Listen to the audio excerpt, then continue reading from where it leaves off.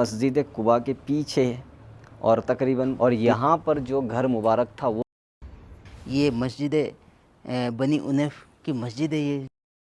السلام علیکم ورحمۃ اللہ وبرکاتہ۔ دوستو آج ہم بہت ہی پیارے، بہت ہی خوبصورت، بہت ہی مقدس مقام پہ آئے ہوئے ہیں۔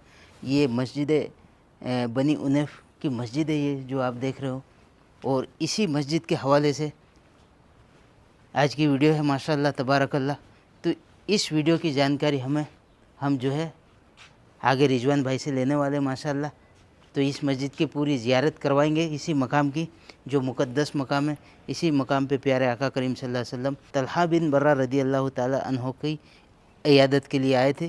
یہ بہت ہی مقدس مقام ہے، اور اسی مقام پہ پیارے آقا کریم صلی اللہ علیہ وسلم نے فجر کی نماز بھی ادا کی تھی۔ تو اسی مقام کو جو ہے مسجد فجر سے بھی جانا جاتا ہے۔ تو آئیے چلتے ہیں، آگے کی جانکاری ہمارے رضوان بھائی سے لیتے ہیں اور جانتے ہیں تفسیر سے اس مقامات مقدسہ کی معلومات۔ تو دوستو آج ہم موجود ہے اس مقدس مقام پر جس کی زیارت ہم آپ کو کرائیں گے۔ اس کا نام ہے مسجد فجر، اور اسے مسجد بنی انیف بھی کہا جاتا ہے۔ بعض روایتوں میں آتا ہے کہ آقا کریم صلی اللہ علیہ وسلم نے اس مقام پر فجر کی نماز ادا کی تھی، اس لیے اس مقام کو مسجد فجر کے نام سے بھی جانا جاتا ہے۔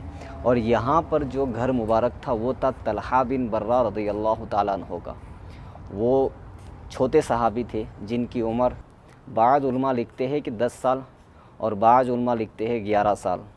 اور وہ صحابی جو بیمار تھے ان کی عیادت کے لیے آقا کریم صلی اللہ علیہ وسلم جب یہاں تشریف لائے تو آقا کریم صلی اللہ علیہ وسلم نے طلحہ بن برہ رضی اللہ تعالیٰ عنہ کے جو باپ تھے برہ، ان سے فرمایا کہ رات میں انتقال کر جائیں گے، اور جب انتقال کر جائے تو مجھے جنازے کی نماز کے لیے بلایا جائے۔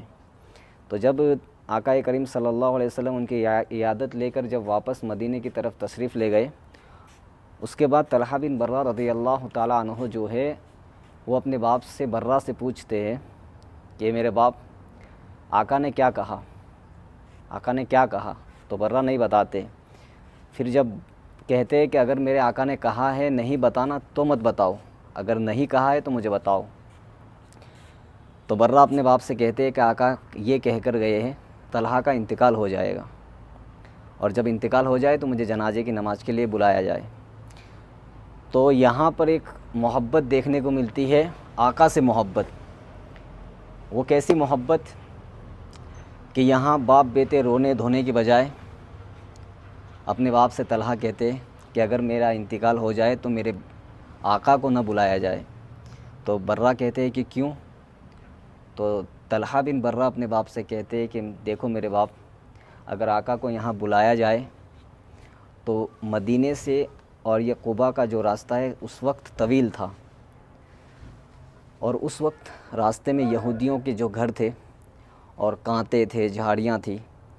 تو طلحہ کی محبت یہ تھی کہ طلحہ نے فرمایا اپنے باپ سے کہ میرے باپ، اگر رات میں میرا انتقال ہو جاتا ہے اور آپ آقا کریم صلی اللہ علیہ وسلم کو یہاں بلاتے ہیں اور راستے میں میرے آقا کو ہو سکتا ہے کانٹے بھی چبھے، ہو سکتا ہے میرے آقا کو راستے میں یہودی کو کچھ نقصان پہنچائے، اس وجہ سے آقا کو یہ خبر نہ دی جائے کہ میرا انتقال ہو گیا ہے۔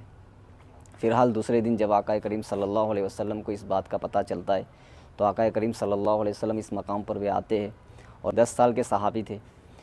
تو جب ان کو کہا جاتا ہے کہ ان کا انتقال ہو چکا ہے، ویسے تو آقا کریم صلی اللہ علیہ وسلم نے اسی دن بتا دیا تھا جس دن ان کی عیادت کے لیے آئے تھے کہ اس رات میں طلحہ کا انتقال ہو جائے گا۔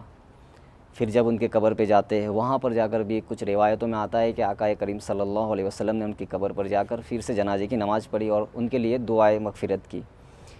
تو یہاں پر ہم آپ کو دکھاتے ہیں مسجد کا کچھ اندرونی حصہ جو آج بھی محفوظ ہے، جہاں پر آقا کریم صلی اللہ علیہ وسلم فجر کی نماز ادا کیے تھے، اور ہو سکتا ہے اس سے زیادہ بھی کچھ نمازیں یہاں پر ادا کی ہو۔ تو یہ مسجد کے اندرونی حصہ ہے، اور جو یہ باہر کا آپ کو جو ڈیکوریشن نیا نظر آ رہا ہے، یہ سعودی حکومت نے ابھی اسے محفوظ رکھنے کے لیے اسے بنایا گیا ہے۔ اور یہ جو اندر کا حصہ ہے یہ پرانا ہے، قدیم ترین پرانا، اور بالکل سامنے ہے یہ محراب۔ تو یہیں پر آقا کریم صلی اللہ علیہ وسلم نے فجر کی نماز ادا کی تھی۔ سبحان اللہ۔ اور آج اللہ نے ہمیں اس مقام پر اس مقام کی زیارت عطا کی۔ تو جو بھی لوگ جب بھی مدینہ آئے تو یہ مسجد جو ہے بنی عنیف کے نام سے جانی جاتی ہے۔ تو یہ بالکل مسجد قباء کے پیچھے ہے اور تقریباً 300 یا 400 میٹر کی دوری پر ہے۔ تو جو بھی لوگ جب بھی مدینہ کی حاضری ہو تو اس مقام کی ضرور سے زیارت کریے اور ہمیں بھی دعاؤں میں یاد رکھیے۔ اور یہ زیارت اگر آپ کو پسند آئی ہے تو اگر آپ کا دل کرے تو چینل کو سبسکرائب ضرور سے کر لیں اور لوگوں تک بھی اس ویڈیو کو شیئر کریں تاکہ اور لوگ بھی زیارت کر سکیں۔ تو دوستو ٹھیک ہے، پھر ملتے ہیں کسی نئی زیارت کے ساتھ۔ تب تک کے لیے اپنا اور اپنے پریوار کا خیال رکھیے گا، دعاؤں میں یاد رکھیے گا۔ اللہ حافظ۔